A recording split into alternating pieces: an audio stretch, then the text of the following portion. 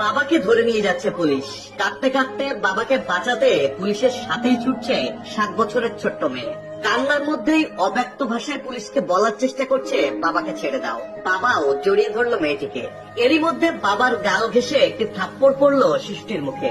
মুহূর্তেই হতভম্ব শিশুটি বাবাকে ছেড়ে ফিরে গেল বাসায়। আর বাবাও কান্না চাপা দিয়ে চললো পুলিশের সাথে। সম্প্রতি এমনই এক হৃদয় বিদারক ভিডিও ঝড় তুলেছে সোশ্যাল মিডিয়ায়। বৃহস্পতিবার রাতে রাজধানীর মোহাম্মদপুর জেনেভা ক্যাম্পে পুলিশের অভিযানের সময় এমন ঘটনার সাক্ষী হয় দেশ, যার ভিডিও মুহূর্তেই ভাইরাল হয় সোশ্যাল মিডিয়ায়। শিশুর সাথে এমন ব্যবহারে নিন্দার ঝড় হয়েছে নেট দুনিয়ায়। নেটিজেনদের কেউ বলছেন শিশুর সাথে এমন আচরণ কোনোভাবেই গ্রহণযোগ্য নয়, আবার কেউ বলছেন এটা কোনো পুলিশের কাজই হতে পারে না। যদি কোনো পুলিশ করেও থাকে তবে নিশ্চিত তিনি কোনো সন্তানের বাবা না।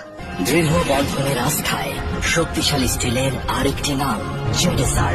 প্রতিদিন যাদের ধরে পরের দিন বের হয়েছে মারামারি করে। এখানে অর্ধেক মানুষের কোনো রুটি রুজির ব্যবস্থা। এদিকে আওয়ামীপন্থী নেটিজেনরা ভাইরাল ভিডিও ও ছবি শেয়ার করে লিখছেন আটক ব্যক্তি আওয়ামী লীগের কর্মী, এবং সে কারণেই শিশুর গালায় থাপ্পড় ও সন্তানের সামনে বাবাকে নিকৃষ্টতম অপদস্থ করেছে পুলিশ।